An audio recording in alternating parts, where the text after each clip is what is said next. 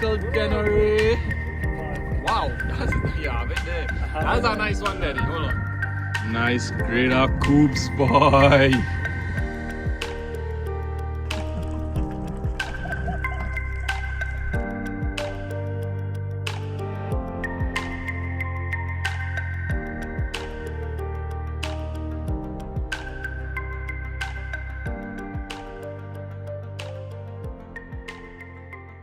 What is going on, folks? Today we have another spearfishing adventure for you. Christian Reese, Chris Dennis, and a new member to the spearfishing team. Well, to the YouTube spearfishing team, I should say, is Gregory Joseph. Gregory has been spearfishing with me for some time. He's a good friend of mine. He's an excellent fisherman as well. But this is the first time he'll be diving some of these reefs. So he's pretty excited about getting on the boat with us, and we're pretty excited about taking him to these spots. And we're all looking forward to a great day on the ocean. Gregory, real good to see you. I'm excited.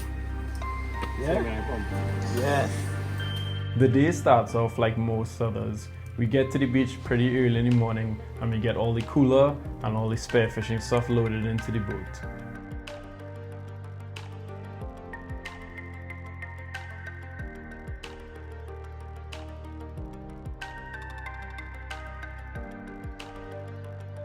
Today we'll be using a lot smaller boat than what we're accustomed using.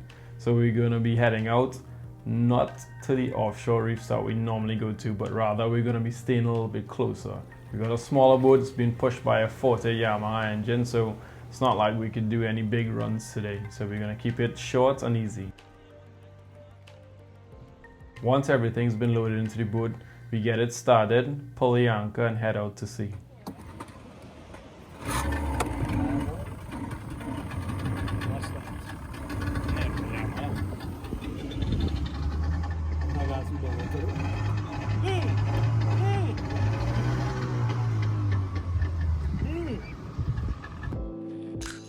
With Reese's great navigating, we arrived at our first spot and we jumped in the water, headed to the seafloor to see what we could find.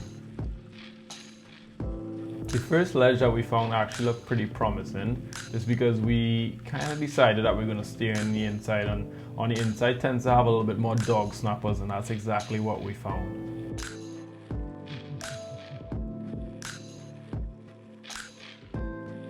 I did a little bit of looking around and I didn't see any sizes I wanted to shoot, but apparently Chris did, and you could hear his trigger go off in the distance, and he put the first fish in the boat.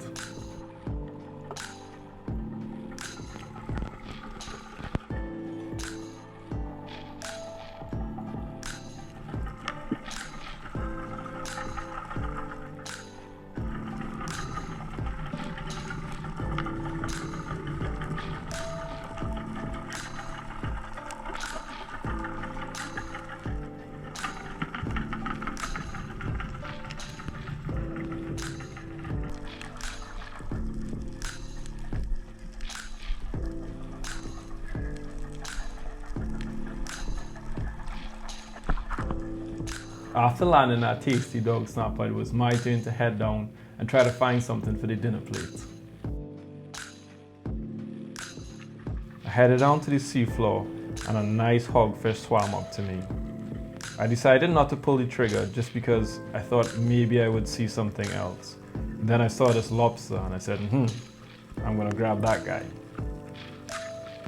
Stuck the gun behind it so it couldn't get deep in the hole, and then I grabbed the whole of the lobster. Flipped it over quick because it was a female, just want to make sure she didn't have any eggs. Quick look around, I didn't see any dog snappers, but that hogfish was still around. A little bit difficult to shoot one-handed, but I was able to place a shot and get that fish. Unfortunately, that fish did get hung up on the seafloor, and I did eventually have to go back down and get it out.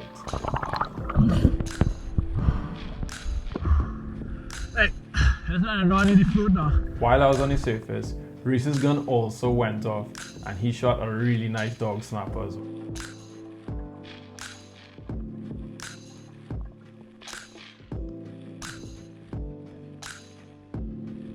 Once we all got back in the boat, we headed a little bit up current from the stuck fish, jumped in, dove down, and it was quite easy to take out the hogfish.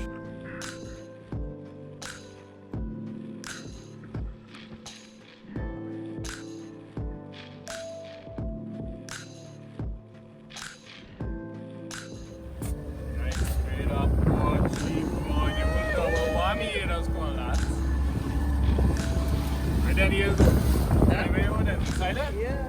Now that we knew exactly where the fish were hanging out, it was Gregory's turn to jump in, dive down, and get a fish of his own.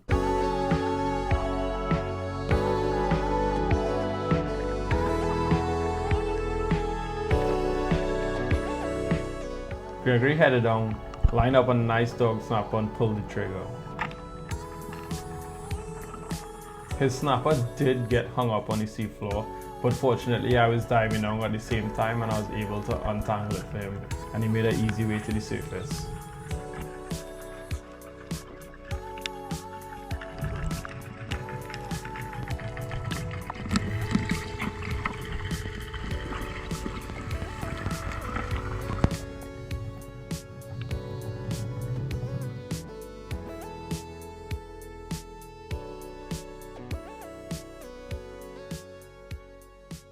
On the next jump, I had my camera off of my head and I decided, well, it's too much trouble to put it on my head now and I don't want to miss the drift. So I jumped in the water with the camera in my hand and the gun in the other.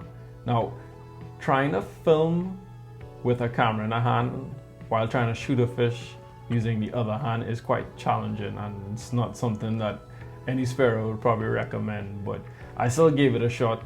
And I was fortunately able to still line up this fish and get the shot on it.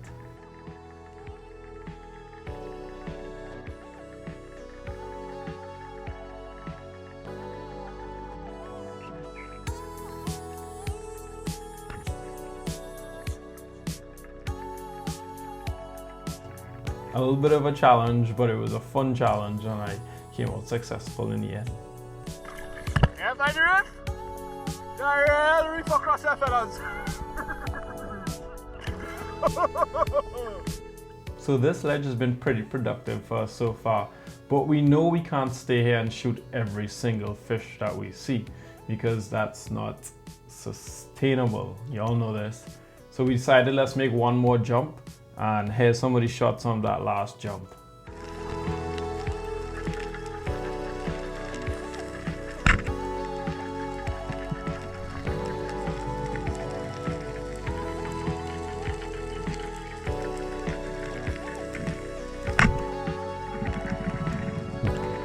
We ended up with a couple dog snappers, and Reese got a nice barracuda as well.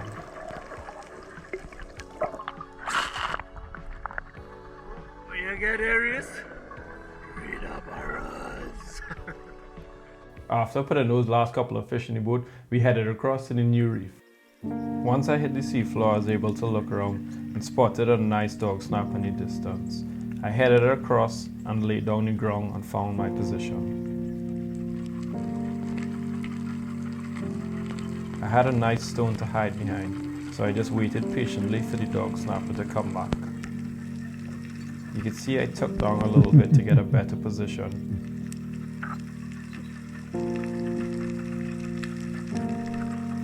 Eventually the snapper turns around and comes in for a shot.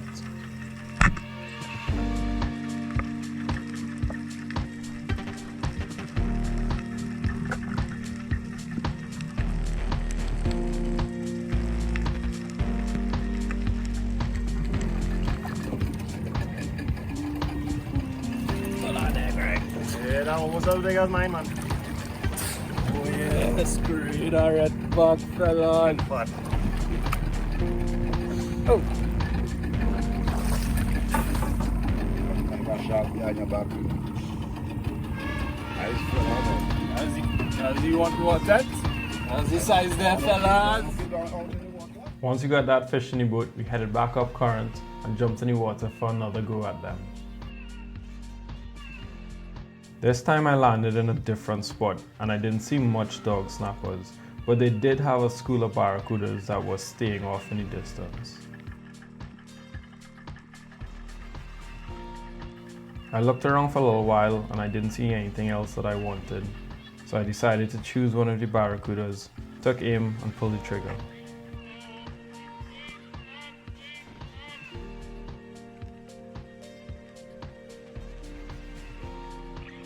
After a short tug of war with the barracuda, I eventually got it up to me and quickly dispatched it.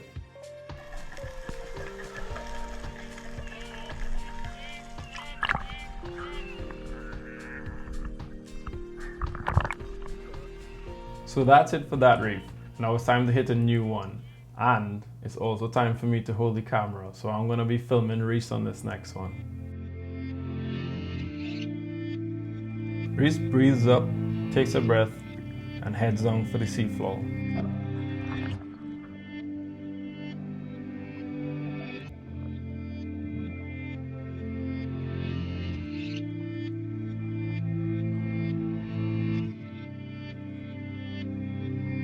As he heads down, I follow behind him, and I raise up my head and I can see a really nice cubera in the distance.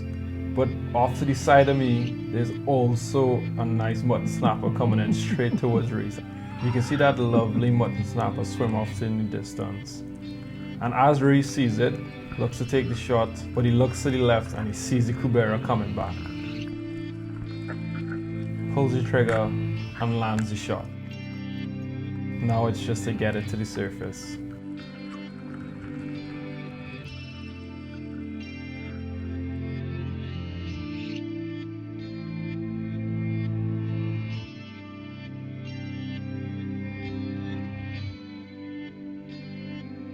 As I'm heading up to the surface, you can see the water is really starting to get a deeper and deeper layer of brown water at the surface, which makes it quite difficult when you're hunting because it makes it darker and dirtier.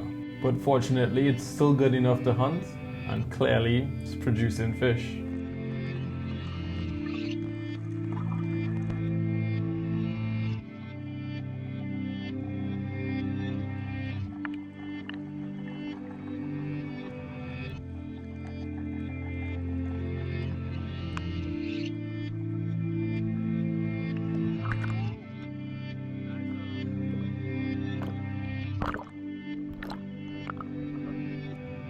Reese gets the cubera up to him and does a quick and easy dispatch.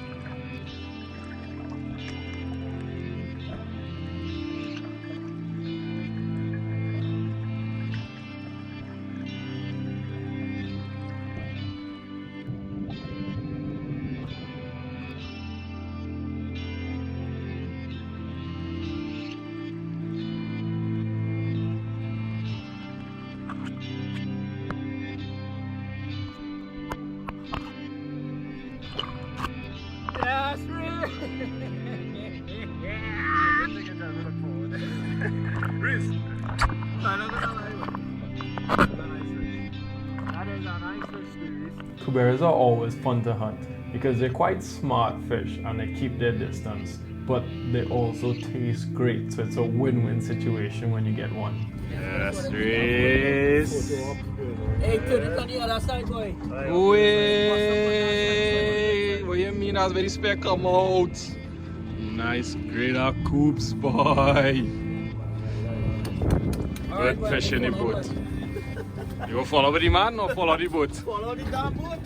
Let's go. Time for another one, fellas. There you go there. Whoa! We'll go inside there. Whoa!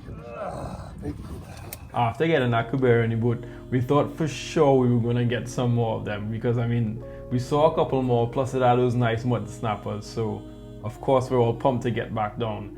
We never actually were able to hit that same spot again, and we did a few spots that were just dead shots. We just went down, saw nothing, and just came back up to the surface. Eventually we did find a spot that was holding some fish. Unfortunately, Reese had the camera and he was a little bit away from us, but Chris, Dennis, and myself did end up with two nice dog snappers.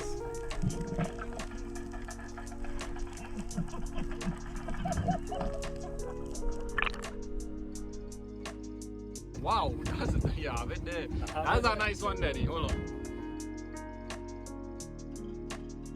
With those two dog snappers in the boat, decided to make one more jump on the reef and see what we could get. I jumped in, headed down to the seafloor, and Reese followed me down. On the way down, a nice black grouper swam up from behind me, and he could see me quickly turn, line the shot up, and pull the trigger.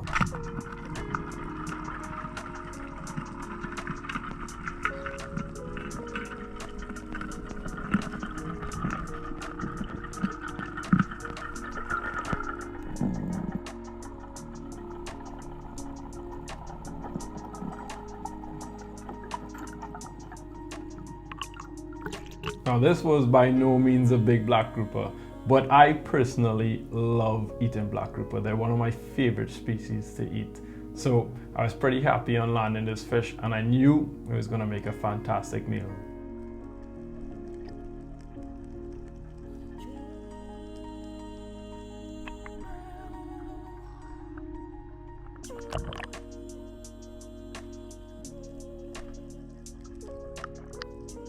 So the end of the day is nearing, and we head across to our last dive spot for the day. All of us get in the water and take our time and breathe up. While we're breathing up, you could already tell that there's quite a large layer of brown water on the surface.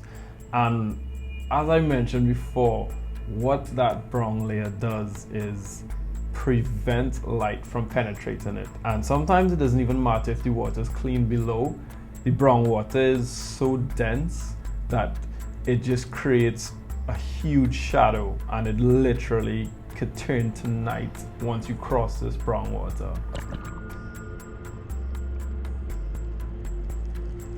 As I start to head to the seafloor, you could already see the transition of how quickly it gets dark. As I kick further, I started wondering to myself, am I even going to be able to see once I reach the reef? And then I'm just like, nope. I put my head down and I just keep kicking, and eventually the reef comes into view. And I look up and there's tons of fish in every direction. But it's so dark, the GoPro could barely pick it up, and Permit are literally swimming past me from every single direction. And the crazy thing is that most of the fish that I'm seeing is actually off in the dark where you can't even see them. You can only see these fish because I'm looking up at the surface, and you can see their silhouettes coming down towards me.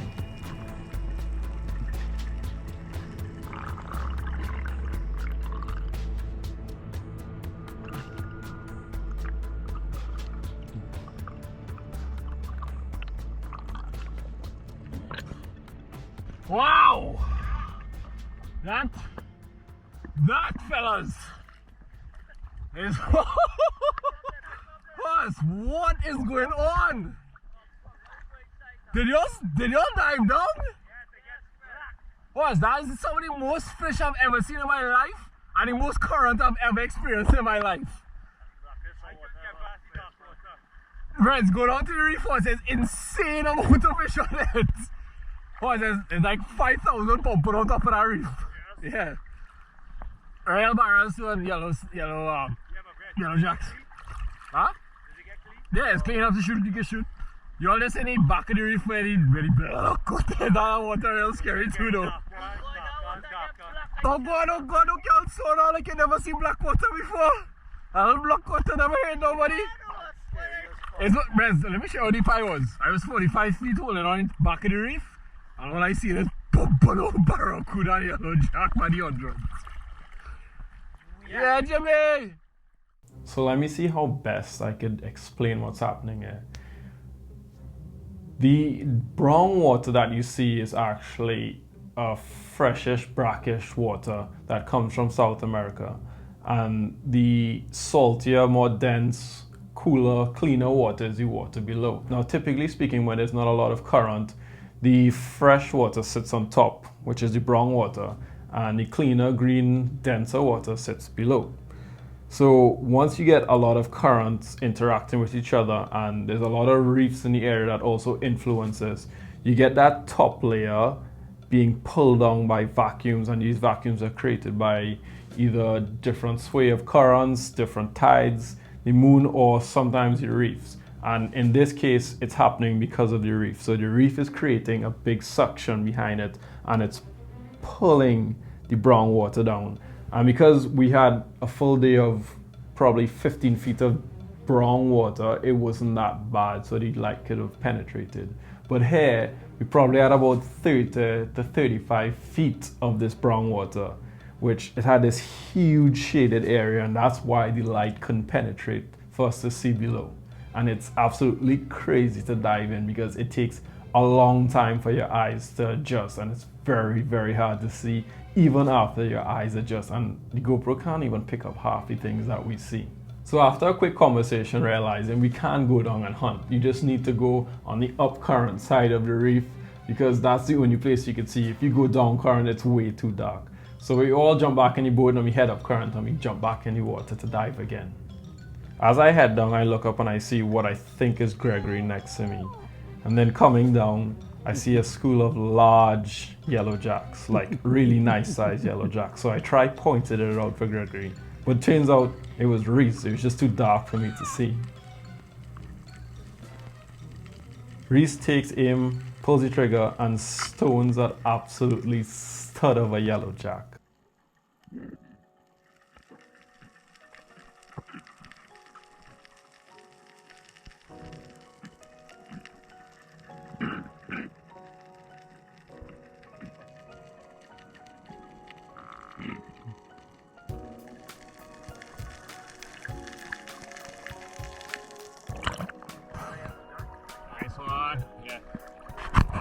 Next up, it's my turn to get a yellowjack because I personally love yellowjacks and it tastes fantastic. And with these nice sized ones around, I'm not gonna pass up the opportunity.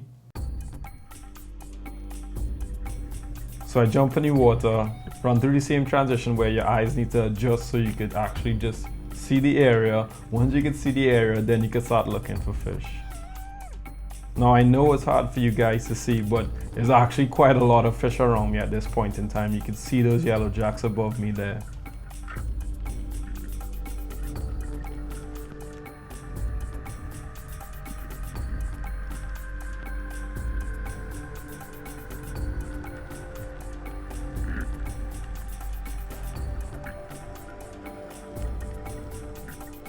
After some back and forth, I eventually see the one that I want.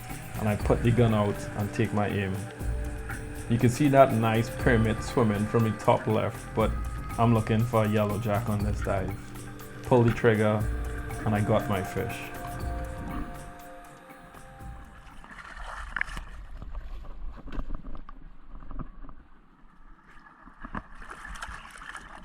So I got that yellowjack in the boat and we're all ready to go. But I see Chris still has his gun loaded. So I'm like, Chris, let me offload your gun now. So my excuse for jumping back in the water was to offload Chris's gun. So I did that.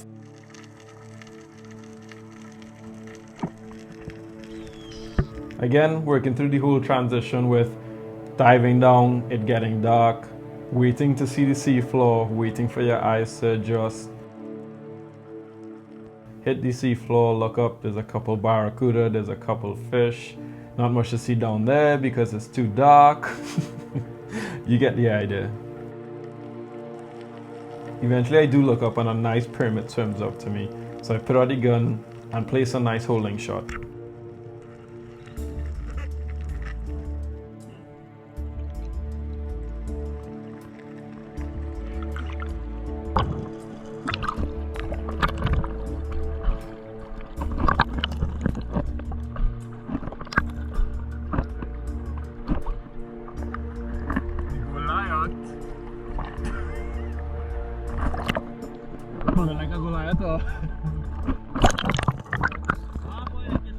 Like something coming up sideways. Wow, boy, we're not gonna find out.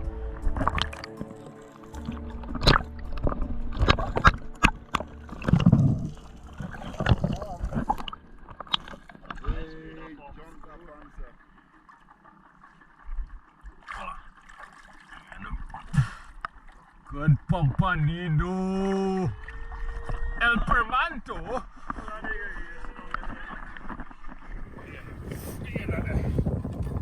Yes. Go too slow. So it's not gonna make the fish look bigger. The fish is much bigger. Alright. That's it there, fellas. Home time. Take a picture of it. Today turned out to be really fun for all of us. We had a fantastic day on the ocean. Sea state conditions? 10 out of 10. Visibility? Not good at all. Probably like a 4, maybe a 5 out of 10 for this spot. it is what it is. You can never predict these things as much as we look at the forecast and we're like, oh, sea's gonna be calm, visibility is gonna be epic, it's gonna be fantastic, the moon is perfect. It just never plays out like you think it would. At least in these spots it does not. But overall, we still had a fantastic day. We all had a lot of fun, and I hope you enjoyed it as well. And I shall catch you all on the next one. Peace. Alright, boys, in a plane looking full. Time to go. Hey, rock on coming. Rock on coming. Respect your elders first. My uncles, of course, as always.